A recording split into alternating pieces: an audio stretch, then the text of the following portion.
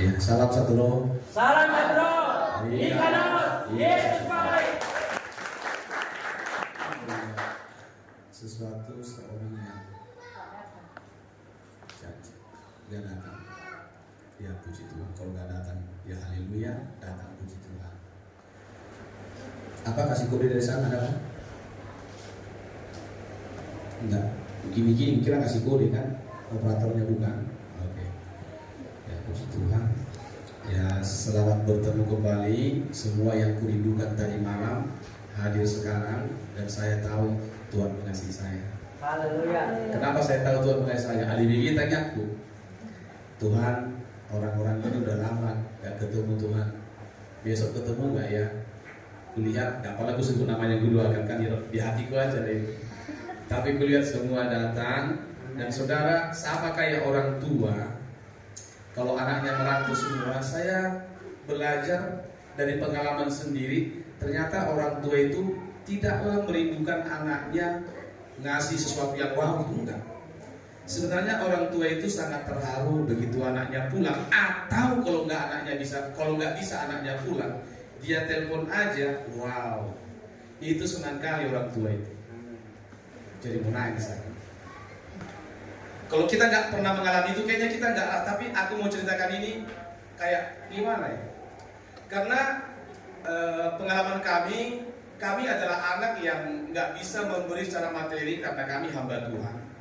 Kan saya selalu ngomong sama orang tua, Bapak, Mama, anakmu siapkan ini adalah milik Tuhan. Jadi anggaplah kau sudah wakafkan kehidupannya untuk Tuhan.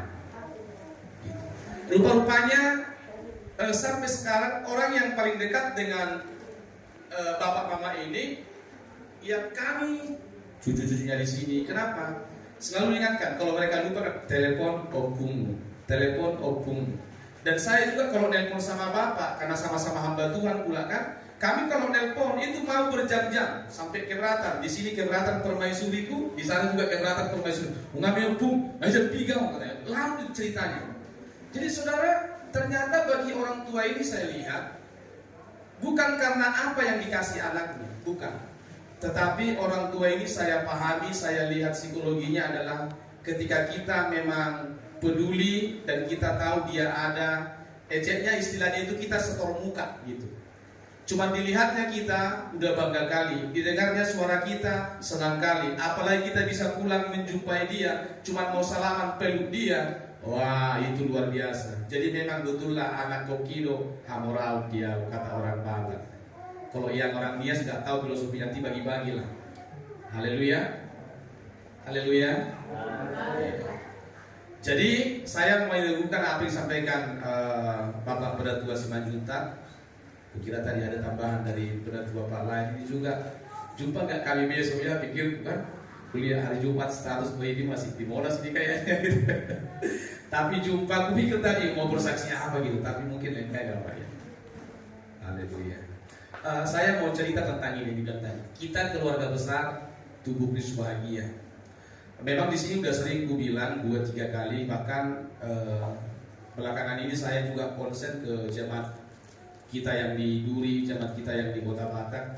Saya rindu kita satu pengertian tentang gereja ini bukanlah gereja kita berorganisasi, sehingga hubungan kita dengan jemaat, dengan hamba Tuhannya sebatas aku jemaat, dia pendeta.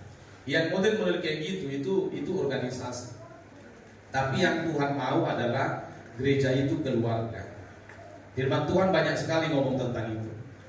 Dan saudara, kita harus membangun supaya gereja kita ini adalah keluarga. Amin. Nah, dalam keluarga itu boleh banyak orang tua. Kalau saya tanya orang Batak, pasangan pamuan dan tua-tua munena, banyak orang bilang kalau tua-tua itu bisa tulang, bisa opung, bisa bapak tua, bisa bapak muda. Dan kalau kita tarik dalam kita jemaat Tuhan, memang orang tua rohani itu ada. Jadi para pendatua, makanya di gereja kita ini kan tidak saya sendiri jadi pendetanya. Kalau di gereja kita kan namanya bukan pendeta tapi pendatua. Kenapa nggak pendeta? Pendeta itu kan istilah yang ditarik oleh gereja-gereja supaya bisa dikenal pemerintah. Tapi kalau pendatua itu di Alkitab kita dibilang yang menggembalakan jemaat sebagai kawanan domba keluarga besar tubuh bahagia. Biar dalam firman Tuhan dibilang Hai penatua-penatua, gembalakanlah kawanan domba kepunyaan Tuhan yang dipercayakan kepadamu. Jadi ada penatua Guntur Purba ini, ada penatua Bapak Silayan ini, ada penatua Bapak Simanjuntak ini. Mereka ini adalah orang tua rohani. Amin. Tetapi dalam satu keluarga, di antara banyak orang tua itu ada juga satu yang namanya Bapak. Haleluya. Jemolodo atau tua bisa lebih dari satu.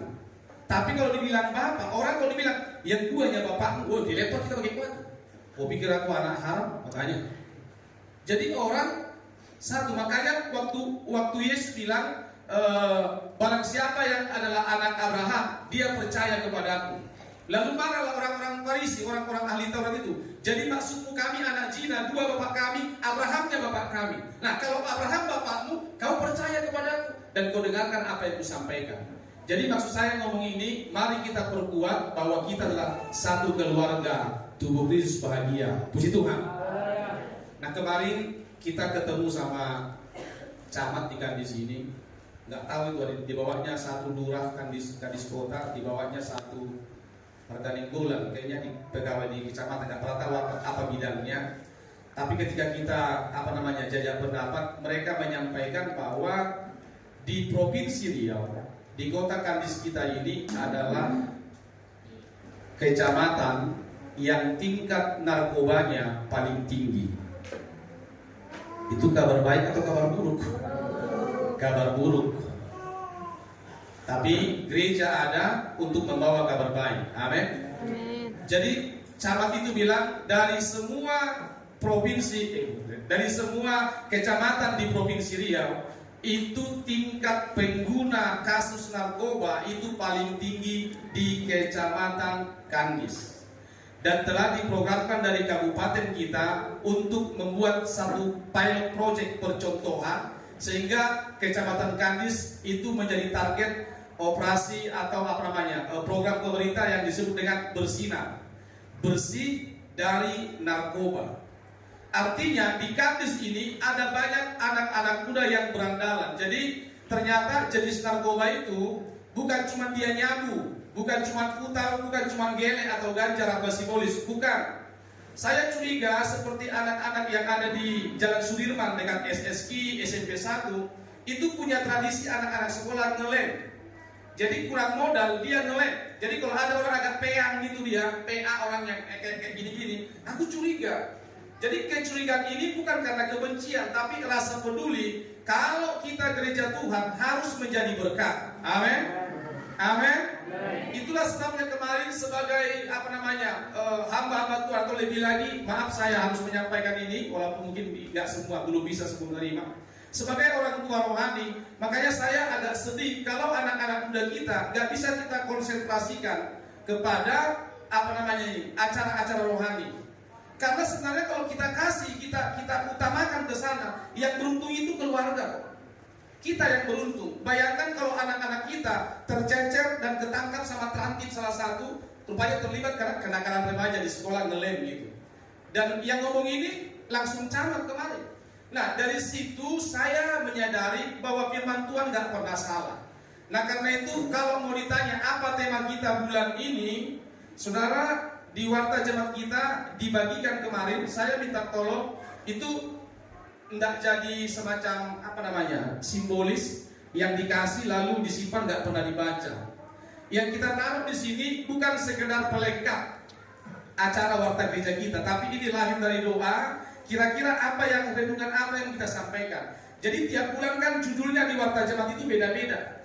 Dan itu kita taruh, memang kita berdoa, Tuhan kira-kira tuntunan apa yang kita kasih sama jemaat ini supaya bisa mereka mengerti. Sayangnya ada banyak orang yang gak peduli tentang itu. Dan kalau ditanya mungkin di antara kita jarang ada yang membaca warta ini. Nah saya ngomong ini supaya mengingatkan kembali perlu. Dan judulnya untuk yang bulan ini kan minggu kemarin dikasih, itu judulnya tentang gerejaku, keluargaku. Sama-sama bilang 2, 3 ya. Gerejaku, keluargaku. Ini penting. Jadi gereja kita itu adalah keluarga kita. Nah, ketika gereja sudah menjadi keluarga kita, saya tidak sedang mengajar supaya jemaat gak usah peduli sama tulangnya dan tulangnya, bapak udahnya. Bukan. Seperti yang kubilang di Kota Batak, kubilang lagi di sini, makin cinta kita sama Tuhan, kita harus makin mengasihi keluarga kita. Amin. Amin. Dengar ya, jangan kayak ejekan orang-orang di sana. Jadi kalau ada ejekan orang, gosipnya orang, harus kita bantah. Saya sering dengar ejekannya begini, itulah kalian karismatik itu, cuma gereja kalian itu ya keluarga kalian. Itu kan, itu yang pertama. Lalu yang kedua, itulah kalau yang udah Pentakosta ini nggak peduli lagi sama keluarganya yang lain. Bukan nggak peduli. Saya mau mengajak kita, bukti cinta kasih kita kepada Tuhan, kita harus makin mengasihi saudara-saudara kita. Bahkan sekalipun keluarga kita ini belum bertobat, tetap kita harus mengasihi mereka. Supaya apa? Supaya kelihatan bahwa kita adalah orang-orang yang penuh dengan kasih Tuhan. Amin. Jadi saya mau menyampaikan kepada kita, tidak ada gereja yang kuat kalau keluarga-keluarganya, jemaat-jemaatnya itu hancur-hancuran. Jadi keluarga harus dipulihkan. Karena gerejaku adalah keluargaku, maka gereja ini keluarga besar. Jadi disebut dia keluarga besar karena ada di sini keluarga Guntur Purba menyatu dengan keluarga Pak Silain, menyatu dengan keluarga Pak Sirega, Pak Simanjuntak. Kita semua menyatu, keluarga-keluarga kecil ini menyatu, terciptalah keluarga besar tubuh Kristus bahagia. Tapi semuanya dimulai dari keluarga kecil di rumah kita masing-masing. Kalau di rumahmu kau nggak bahagia dengan istrimu, di rumahmu kau nggak bahagia dengan anak-anakmu, di gereja pun kita nggak bisa bahagia. Itulah sebabnya lembaga pertama yang Tuhan cipta sebagai miniatur surgawi adalah Allah mencipta Adam berikut dengan Hawa, diberkati, disuruh beranak cucu supaya ada satu keluarga. Makanya Alkitab berkata, berkatilah umatku hai Musa, dan berkata bahwa diberkatilah kau dengan berkat Abraham, berkat Ishak, dan berkat Israel. Itu satu keluarga. Jadi mari kita peduli dengan keluarga kita supaya kita siap menjawab tantangan zaman sekarang ini. Nah, itulah sebabnya saya mau peduli supaya keluarga-keluarga kita perbaiki masing-masing, supaya keluarga kita keluarga yang sehat jasmani rohani. Amin. Yang kedua yang disampaikan itu tentang mengajak gereja kerjasama untuk rehabilitasi anak-anak muda, anak-anak sekolah. Dan kebetulan karena saya pernah 1,5 tahun itu saya tinggal di panti rehabilitasi di Bogor dulu, saya ngerti betul. Dan saudara, yang kami utamakan setiap ada pasien masuk di rehabilitasi, yang kami utamakan pertama-tama adalah semua yang masuk ini tidak kami kasih merokok.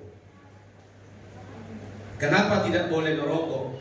Survei menunjukkan, baik dari kepolisian, baik dari BNN, baik dari medis, membuktikan bahwa 99% remaja pemuda yang terjerat ke narkoba selalu dimulai dari merokok. Jarang ada orang yang tiba-tiba pakai sabu, pakai putau tanpa merokok dulu. Jadi kalau dari SMP udah nyuri-nyuri merokok, mari perhatikan. Ini surveinya begitu. Jadi kalian semua tahu di gereja kita tidak pernah aku bilang kalau merokok masuk neraka. Gak ada aku bilang kayak gitu. Cuman aku bilang dipastikan api untuk rokok gak ada di surga, itu pasti. Karena di surga itu beda, di neraka itu beda. Jadi maksudku buat anak-anak kita yang masih sekolah, bahkan kalau boleh kita orang tua juga demi kesehatan dan lebih baiknya ekonomi kita, kalau boleh memang ya direm lah itu. Karena ini bukan ayat Alkitab yang ngomong, dokter yang ngomong, BNN Badan Narkotika yang ngomong, polisi yang ngomong. Rokok bagi remaja adalah pintu masuk ke dalam narkoba. Jadi mari yang muda-muda, mumpung masih bisa kau rem, saranku sih gak usah merokok. Bagi orang tua ya masing-masing lah bergumul dengan Tuhan. Mau demi kesehatan boleh masuk, mau demi kebaikan ya terserah. Tapi saya tidak dalam kapasitas menakomarisa, nggak begitu. Saya menganjurkan keputusan ada di tangan jemaat Tuhan semuanya. Haleluya. Satu ayat. Saya mau sampaikan 3 ayat. Lalu kita akan perjamuan kudus. Dalam Maleakhi pasal yang ke-4 ayat yang ke-6, ini pesan Tuhan menjelang masuknya perjanjian baru. Maleakhi pasal yang ke-4 ayat ke-6. Jadi waktu Yesus mau datang dari surga datang ke dunia, menjadi firman menjadi daging, itu dibilang bahwa Yohanes Pembaptis mempersiapkan jalan bagi Tuhan. Dan Yohanes Pembaptis itu adalah gambaran dari Elia yang dinubuatkan. Sebab Maleakhi adalah kitab terakhir dalam perjanjian lama. Setelah itu langsung masuk perjanjian baru. Jadi Maleakhi adalah terakhir hukum Taurat. Setelah itu kita masuk dalam hukum kasih karunia. Dan ini pintu masuknya kita kepada kasih karunia Tuhan, supaya hidup kita diberkati. Maleakhi pasal yang ke-4 ayat yang ke-6.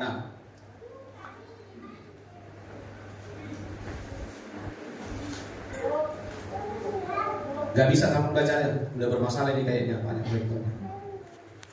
Oke, satu orang yang udah dapat. Maleakhi 4 ayat 6. Maka ia akan membuat hati bapak-bapak berbalik kepada anak-anaknya, dan hati anak-anak kepada bapaknya,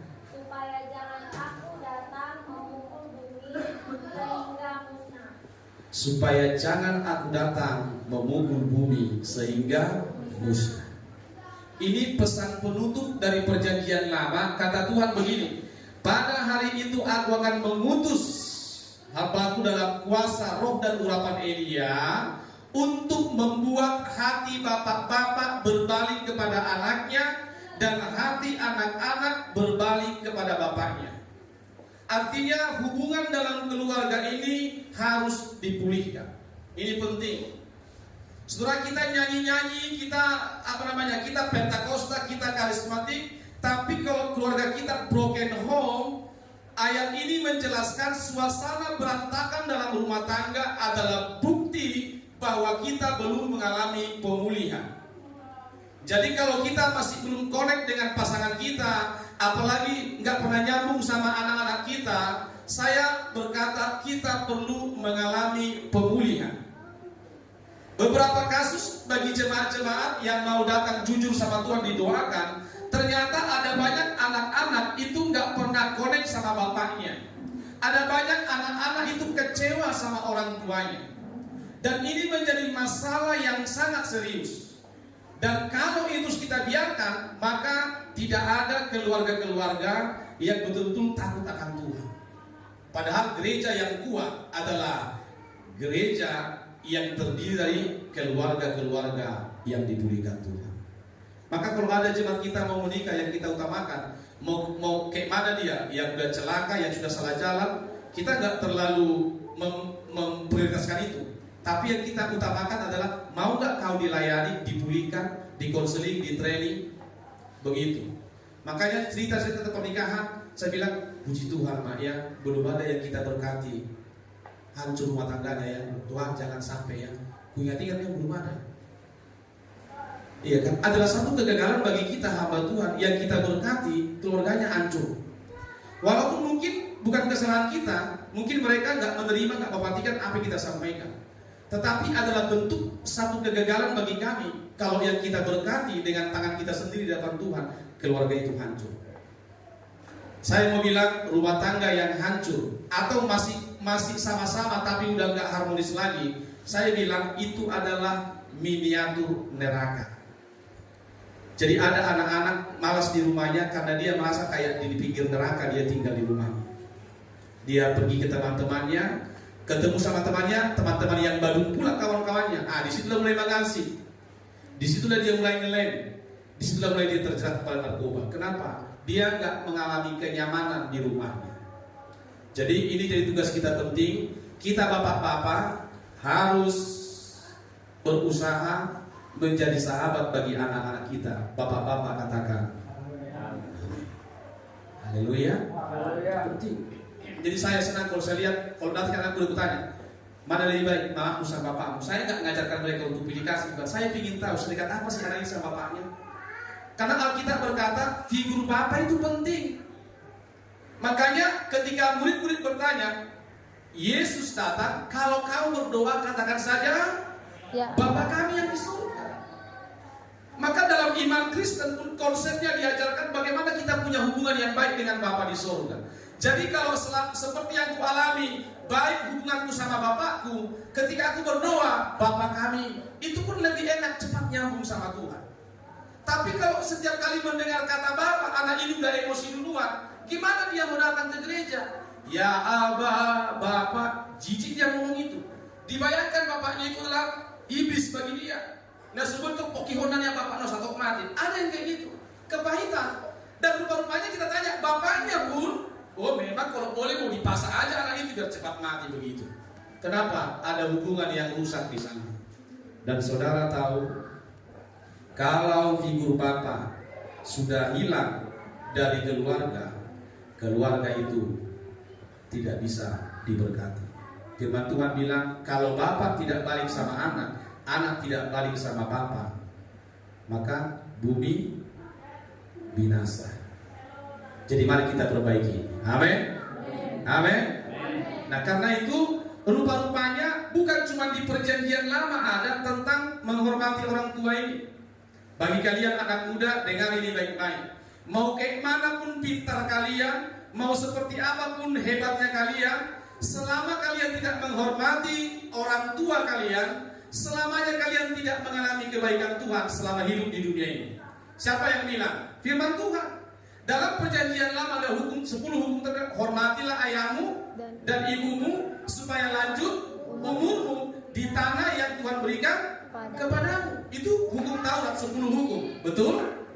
Tapi hukum ini tetap sampai kepada kasih karunia perjanjian baru, bahkan di gereja Tuhan itu tetap diajarkan. Mari sama-sama kita lihat. Dan ayat ini bukan hanya untuk sekolah minggu, karena sering diajarkan sama anak sekolah minggu. Memang anak sekolah minggu perlu diajar dari sejak dini. Tapi ayat itu bukan cuma untuk sekolah minggu. Ayat itu juga untuk orang-orang muda. Ayat itu juga untuk orang tua, karena bapak saya pun masih hidup. Ayat itu pun berlaku bagi saya. Berarti berlaku untuk kita semuanya. Efesus pasal yang ke-6 ayat 1 dan 2. Baca karena layarnya kayaknya gak bisa ini.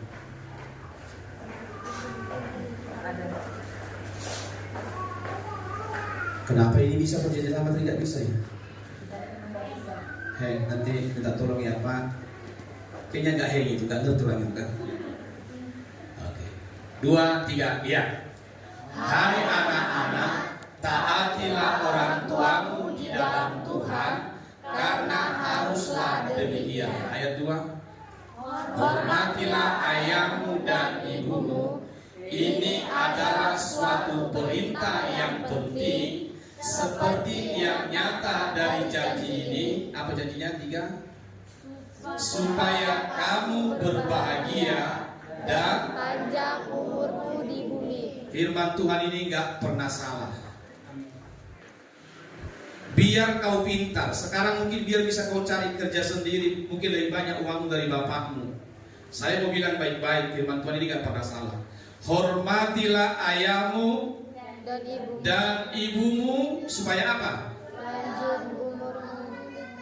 Supaya kamu Berbahagia.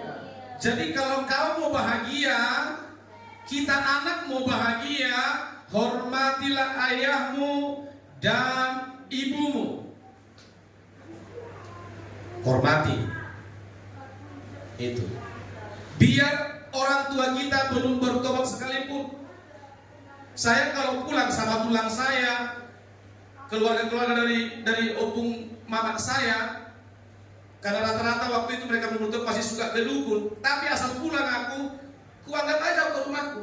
Nggak ada gap, supaya apa? Aku nggak mau mereka beranggapan percuma ini karena sekolah pendeta ini sosok paling alim ini. Aku nggak mau kesan itu.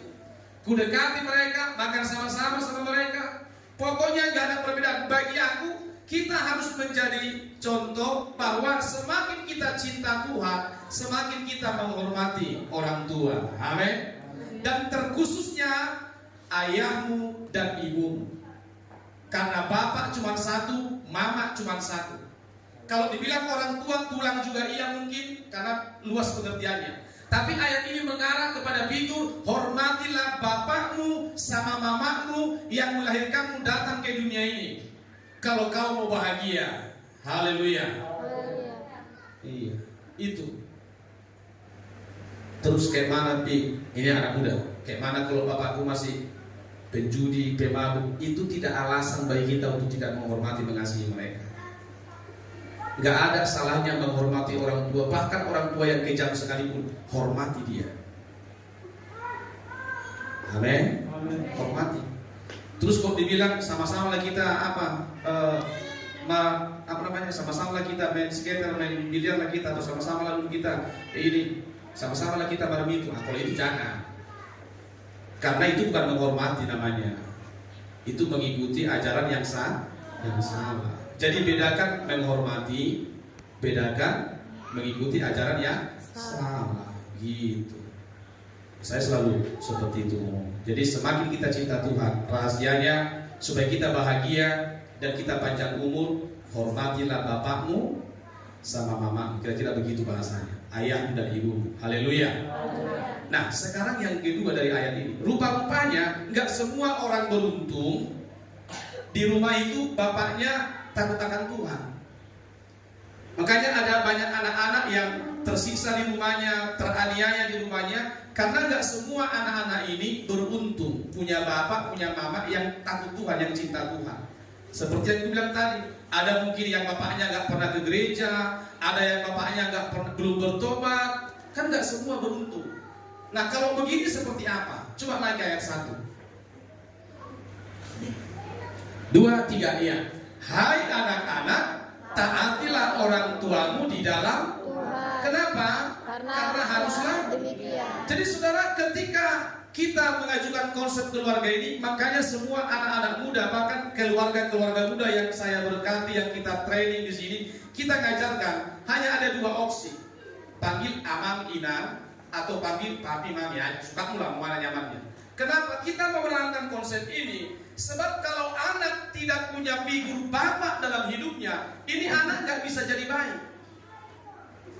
Kita bisa bayangkan orang yang paling malang di dunia ini adalah orang kalau ditanya, udah mau menikah dia, siapalah bapakmu? Kalau nangis dia mendengar pertanyaan itu, bisa kemungkinan dia gak tahu sampai dia mau menikah, gak tahu dia siapa bapaknya. Apalagi dia gak tahu siapa mamanya. Itu artinya ketika dia ditanya itu, menjawab itu, air mata dan hati itu antara sedih dan benci sekali. Itu sebabnya orang yang paling malang di dunia bukan yang bapak mamanya orang miskin, bukan. Orang yang paling malang di dunia itu adalah orang yang tidak mengenal siapa bapaknya, siapa mamanya. Maka ada istilah anak apa? Broken home. Anak haram. Ada istilah itu. Ada yang bilang anak yang ketemu-ketemu di jalan, ya kan? Artinya kalau dibilang dia anak haram, kedatangannya ke dunia bukanlah kedatangan yang diinginkan, tertolak dia. Makanya dia nggak tahu siapa bapaknya, siapa mamanya. Di gereja kita nggak ada, amin. Amin. Tapi di luar sana banyak dan kita sering menemukan itu. Nah, di gereja kita ini semua keluarga baik-baik. Tapi kalau di tengah-tengah keluarga mungkin orang tua kurang maksimal mengajarkan hal-hal takut akan Tuhan, maka disitulah peran kita. Ada yang namanya orang tua rohani. Dibilang taatilah orang tuamu di dalam Tuhan. Gitu Bapak Ibu. Jadi kalau Bapak Ibu dengar anak-anak dan keluarga muda kita dengar manggil papi, manggil mami, saya dengan penuh kasih, dengan hormat, dengan mohon izin supaya jangan miskomunikasi, jangan salah ngerti.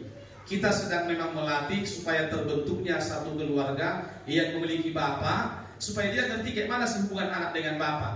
Nanti kalau dia jadi bapak, dia bisa jadi bapak yang bijak untuk anak-anaknya. Yang ngerti katakan amin. Amin. Jadi seperti itu. Yang terakhir ayatnya. Kenapa? Seberapa penting sih ini? Saudara, kalau kita baca Alkitab kita, di Alkitab kita ini ada 2 contoh. Satu jemaat Korintus, satu jemaat Tesalonika. Itu. Nah, di jemaat Korintus ini adalah anak-anak rohani yang cenderung mirip-mirip maling kundang.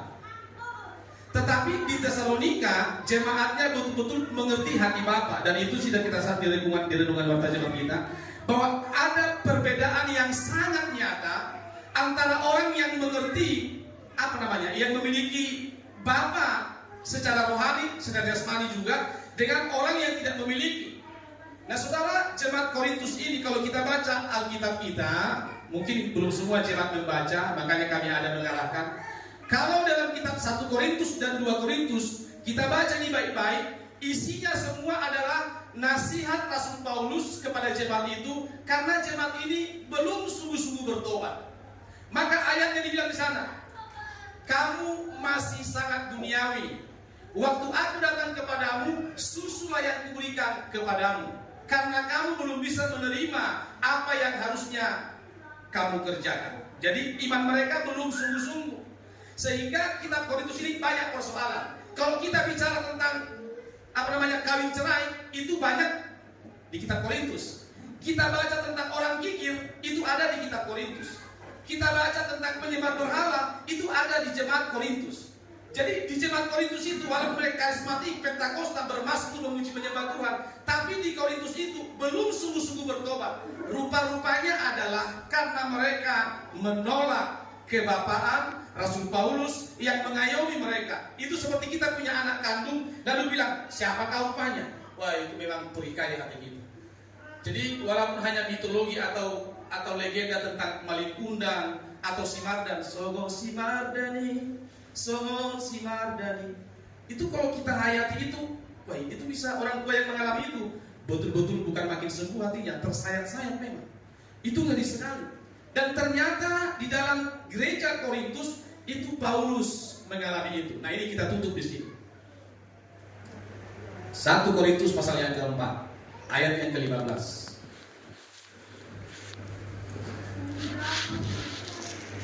Dua, tiga, iya. Sebab sekalipun kamu mempunyai beribu-ribu pendidik dalam Kristus, kamu tidak mempunyai banyak bapa. Karena akulah yang dalam Kristus Yesus telah menjadi bapamu oleh Injil yang kuberitakan kepadamu. Puji Tuhan.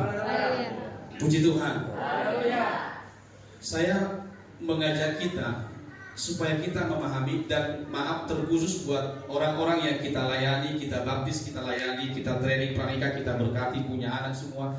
Bagi mereka memang saya ajarkan ini. Supaya apa? Karena itu yang kuterima. Saya punya bapak jasmani namanya Opung Bian, tapi saya juga punya figur bapak rohani namanya Cornelius Darto di Lawa. Jadi hubungan ini membuat itu benar-benar merasa bahagia dan tercukupi.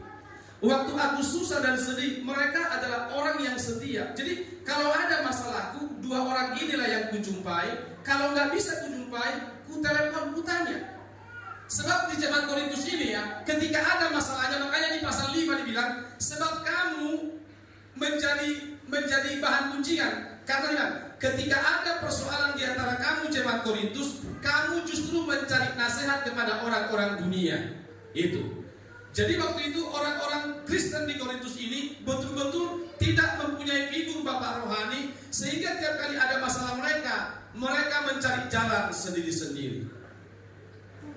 Rupanya persoalannya adalah mereka tidak mengakui Rasul Paulus sebagai hamba Tuhan yang melahirkan mereka dalam Kristus. Maka Paulus berkata, sekalipun kamu punya banyak penginjil, banyak pendeta pengkhotbah, banyak nabi-nabi, banyak semuanya itu baik. Tetapi aku mengingatkan kamu gak punya banyak bapa.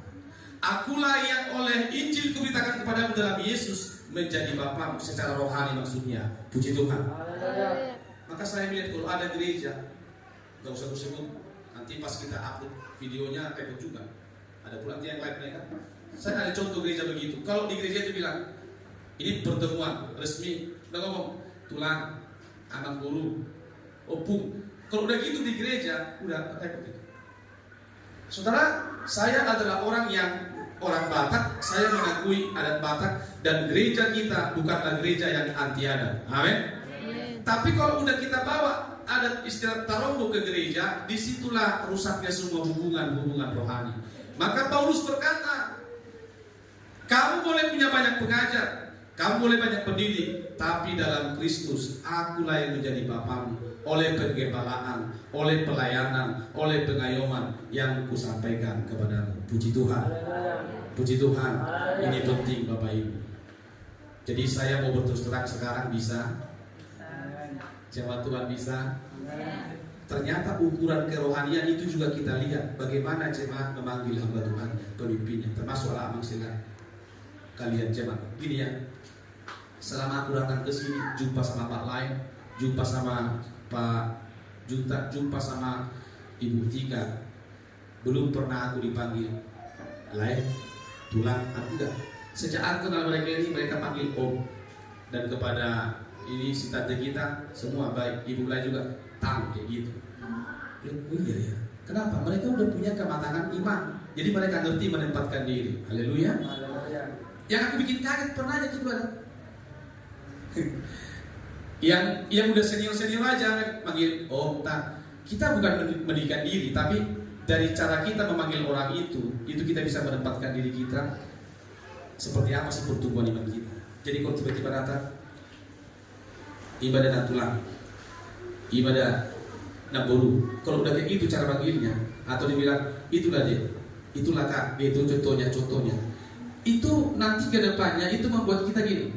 Ketika ada persoalanmu, kamu kehilangan figur, karena oh itu kan nantunya, oh itu kan Eda. Tapi ketika kita bilang Amang si Junta, Amang si Lain, Om Purba, begitu kan, itu tertanam di kita. Oh iya itu hamba Tuhan kami, oh itu pendatua kami. Nangkap maksud saya? Seperti itu. Makanya kalau biasa kita bilang, oh udah kita ketemu orang, tutur kita, oh tulang kita, ibarat tulang dulu bah.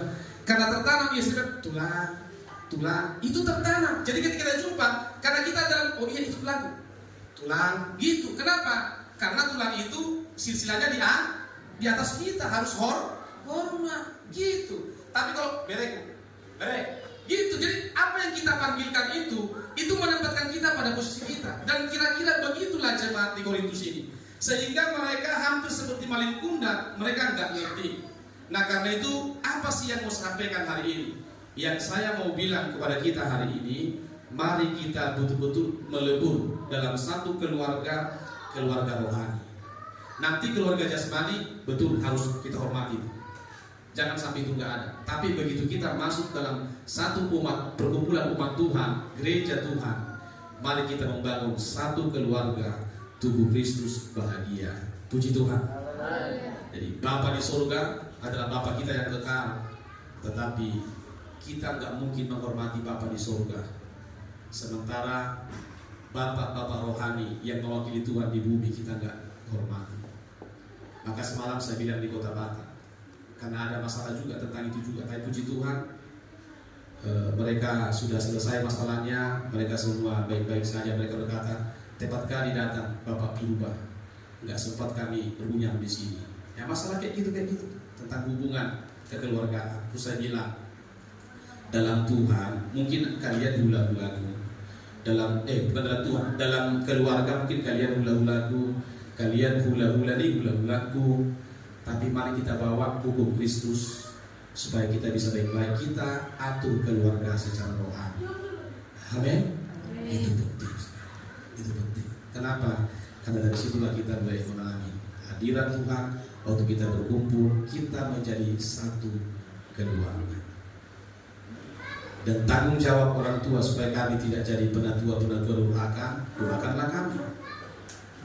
Dan sebagai orang tua, mari tadi bapak-bapak yang sepakat amin dengan saya, karena bapak juga menjadi bapak di keluarga, di rumah, keluarga kita masing-masing. Dan di gereja ini saya juga sebagai hamba Tuhan, atau katakanlah sebagai orang tua rohani, saya menganjurkan ayat yang sama. Tugasku di gereja sama dengan tugas bapak-bapak di rumah. Dikatakan seperti ini, supaya anak-anak kita ini diberkati nanti, supaya semua anak kita takut Tuhan, menjadi anak yang menyenangkan orang tua, sekolahnya lancar, kerjanya bagus. Dalam firman Tuhan dibilang gini, Amsal 1 ayat 7, takut akan Tuhan adalah dengan pengetahuan, tetapi orang bodoh menghina hikmat dan didikan. Jadi gini, Takut akan Tuhan membuat anak-anak kita cinta pendidikan.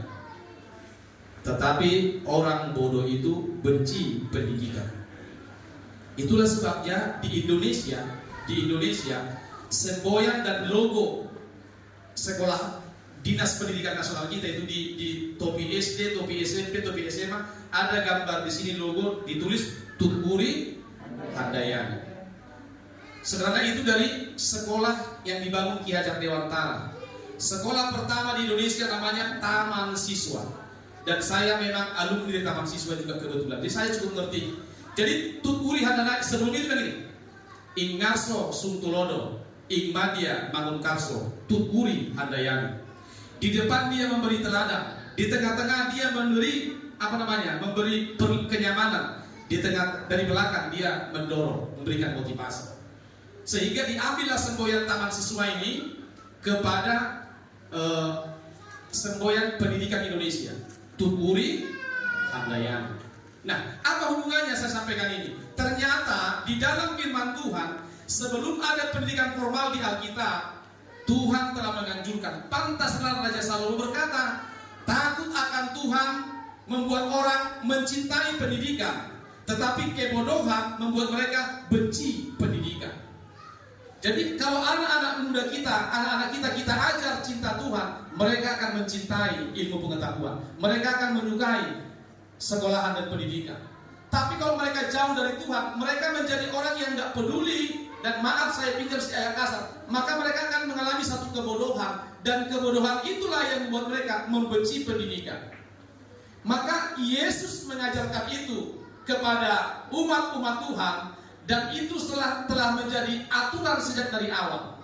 Maka bagi Indonesia, semboyan pendidikannya adalah Tutpuri Handayani kalau di Alkitab, dan sekaligus jadi semboyan pendidikan orang Israel, orang Yahudi. Sampai sekarang semboyannya itu takut akan Tuhan. Ayatnya di mana? Ayat inilah yang diambil oleh Yesus ketika dia ditanya juga sama orang-orang Farisi. Ayat yang dicatat dalam Ulangan pasal yang ke-6, ayat yang ke-4 dan seterusnya. Apa bunyinya? Begini bunyinya. Shema o Israel, Adonai Elohim, Adonai Echad. Dengarlah hai umat Israel, Tuhan Allah kita itu, Tuhan itu Esa. Jadi Bapa, Anak dan Roh Kudus, ketiganya Esa. Ini sistem pendidikan dasar supaya anak-anak kita ngerti tentang Tuhan, tahu akan Tuhan. Itu paling penting. Jangan kita khususkan anak kita bahasa Inggris, khususkan matematika, tapi sekolah minggu nggak beres. Hati-hati, ini tugas kita. Ini penting. Laporan di Pondok 6, anak-anak kita jarang sekolah minggu, tapi kebanyakan dari AKBP. Masih begitu? Iya. Masih. Jadi kita urus dari sini tiap hari minggu 2 orang. Mis-mis kita ngajar ke sana. Tapi yang diajar bukan anak kita, anak orang. Itulah namanya orang tua durhaka kita ini jadinya. Jadi orang kita ajari baik-baik tanpa pamrih, anak kita jadi gelandangan di sana. Lalu ditanya, hari apa ini nak? Hari Minggu. Hari Minggu enaknya ngapain? Mancing mah. Hari Minggu, hari marmeam-meam. Bukan. Hari Minggu, hari ibadah. Nah, saya tutup di sini, nggak panjang lebar lagi. Dibilang begini, Shema o Israel, Adonai Elohim, Adonai Echad. Dengarlah hai orang Israel, Tuhan Allah kita, Tuhan itu Esa. Baru ayat berikutnya, hai kamu orang tua, ajarkanlah ini kepada anak-anakmu berulang-ulang supaya mereka mengingat dan mengenal Tuhan Allah kita yang membawa engkau keluar dari Mesir kepada tanah perjanjian. Jadi anak-anak di Israel harus diajarkan supaya mereka mengerti Tuhan yang membawa nenek moyang mereka keluar dari Mesir, mengalami hidup yang diberkati. Dan bapak-bapak, dengan hormat saya bilang, ini tugas kita sekarang. Ajarkan kepada anak-anak mengenal dan cinta Tuhan Yesus. Haleluya. Haleluya. Kalau tidak kau kerjakan itu, maaf, kita sedang mengalami status namanya orang tua durhaka. Kata Yesus, yang gak jadinya penyaran anak ini, kita. Kata Tuhan Yesus begini, kalau ada orang tua yang tidak mengajarkan anaknya takut akan Tuhan, ini kata Tuhan Yesus ya, Markus 10. ikatkanlah batu ke lehernya bapaknya itu, tenggelamkan ke laut. Artinya apa? Bukan dibilang Yesus kita membunuh orang tua, bukan. Tapi artinya itu adalah, itu semacam falsafah, pepatah. Artinya kamu durhaka kalau kamu gagal mengajar anakmu cinta Tuhan. Jadi jangan kau asih-asih, senang, merasa gak ada masalah ketika anakmu malas sekolah minggu. Kau dituntut Tuhan nanti. Jadi keluarga besar bahagia itu dimulai dari keluarga kita bahagia di rumah. Amin. Amin. Dan keluarga yang bahagia di rumah dimulai dari bapak-bapak. Ajarilah anakmu mengenal dan mencintai Tuhan Yesus. Haleluya. Sampai di sini firman Tuhan. Berkati kita semuanya.